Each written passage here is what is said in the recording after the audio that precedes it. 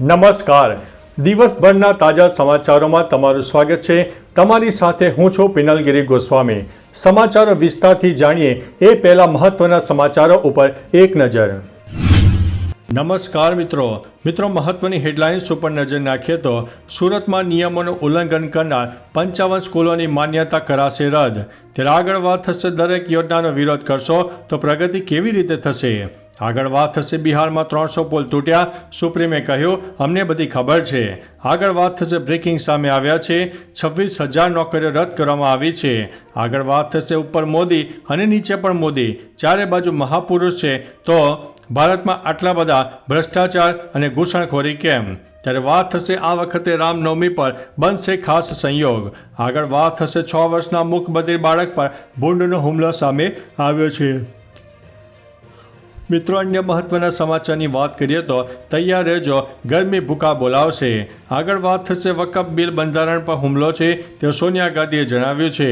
ત્યારે વાત થશે રિલાયન્સ ઈ સ્પોર્ટ્સ બિઝનેસમાં પ્રવેશ્યું ગયું છે.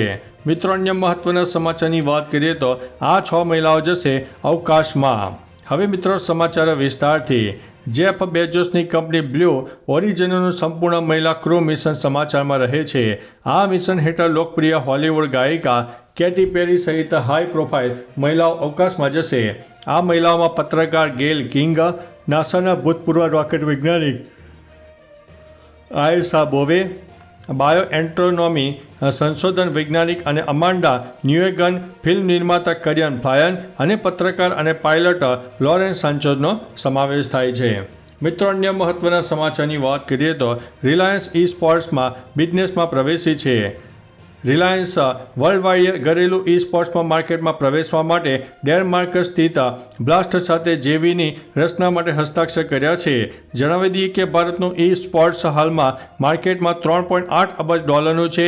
તે વાર્ષિક 19% વૃદ્ધિ સાથે 2029 સુધીમાં $9.2 અબજ સ્તરે સ્પર્શશે તેવું મનાઈ રહ્યું છે. ભારત પહેલેથી જ વિશ્વના ગેમ ઝોનમાં 18% હિસ્સો ધરાવે છે, જે 5મા વર્ષમાં બમણો થવાની ધારણા છે. મિત્રો, અન્ય મહત્વના સમાચારની વાત કરીએ તો વકફ બિલ બંધારણ પર હુમલો છે તેવું સોનિયા ગાંધીએ જણાવ્યું છે. ગુરુવારે કોંગ્રેસ સંસદીય પક્ષની બેઠકમાં સોનિયા ગાંધીએ કહ્યું કે કેન્દ્ર સરકારે વકફ સુધારણા બિલને લોકસભામાં બળજબરીથી પસાર કરાવ્યું છે. આ બિલ બંધારણ પર હુમલો છે. આ આપણા સમાજને કાયમ માટે તોડવાની ભાજપની સુનિયોજિત રણનીતિનો એક ભાગ છે. મોદી સરકાર દેશને ખાડામાં લઈ જઈ રહી છે.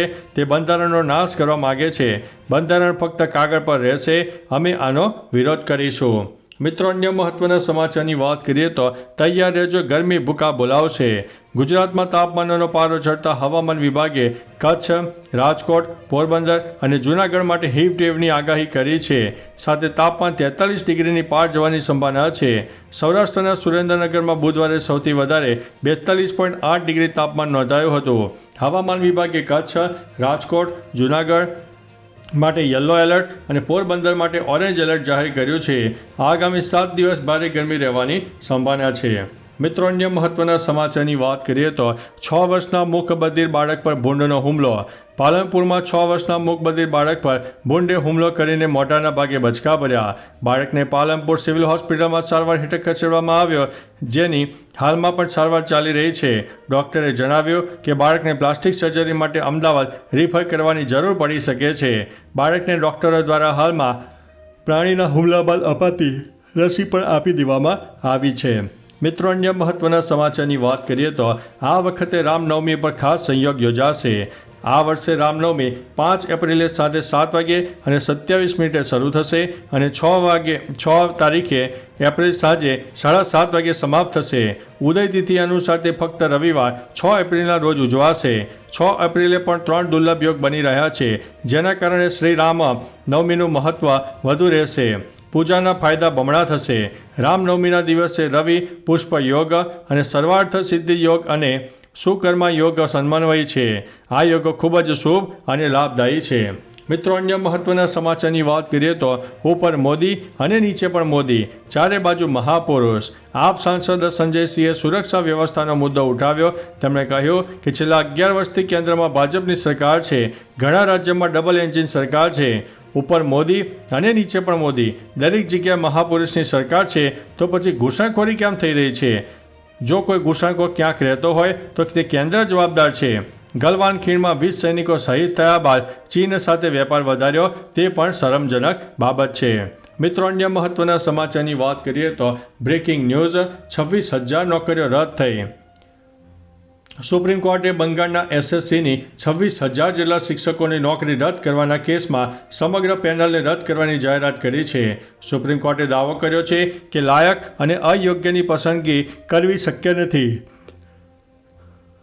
સીજેઆઈ સંજીવ ખન્ના અને જસ્ટિસ સંજય કુમારની ડિવિઝન બેન્ચે આ કેસમાં ચુકાદો આપ્યો છે. કોલકાતા હાઈકોર્ટે ભ્રષ્ટાચારના કેસમાં એસએસસી હેઠળ 25,753 નોકરીઓ રદ કરવાનો આદેશ આપ્યો છે. મમતા સરકારે હાઈકોર્ટના નિર્ણય સામે સુપ્રીમ કોર્ટમાં અરજી કરી છે. મિત્રો, અન્ય મહત્વના સમાચારની વાત કરીએ તો બિહારમાં 300 પુલ તૂટ્યા. સુપ્રીમે કહ્યું, અમને બધી ખબર છે. બિહારમાં વારંવાર પુલ ધસી પડવાની ઘટનાઓ સામે આવતા જાહેર હિતની અરજીમાં સુપ્રીમે કોર્ટે બિહાર સરકારનો ઉધડો લીધો. અદાલતે કહ્યું કે ઘટના બાદ અધિકારીની બદલી કરવામાં આવે છે અને પછી પાછા બોલાવી લેવામાં આવે છે. અરજદારનો દાવો છે કે અત્યાર સુધીમાં 300 પુલ તૂટી પડ્યા છે. સુપ્રીમ કોર્ટે સરકારની ઝટકણી કાઢતા કહ્યું કે અમને બધી ખબર છે. બિહારમાં તમે કઈ કઈ યોજનાઓ ચલાવો છો. મિત્રો, અન્ય મહત્વના સમાચારની વાત કરીએ તો દરેક યોજનાનો વિરોધ કરશો તો પ્રગતિ કેવી રીતે થશે? મહારાષ્ટ્રના જાયકવાડી ડેમમાં રિન્યુએબલ એનર્જી પ્રોજેક્ટનો વિરોધ કરનાર એક એનજીઓની અરજી સુપ્રીમ કોર્ટે ફગાવી દીધી છે. અદાલતે સવાલો કર્યા છે કે દેશની પ્રગતિ માટે પ્રોજેક્ટ જરૂરી છે. દરેક યોજનાનો વિરોધ કરશો તો પ્રગતિ કેવી રીતે થશે? સુપ્રીમ કોર્ટે એનજીઓની ન્યાયિક લાયકાત અને ફંડિંગ પર સવાલ ઊભો કર્યો છે.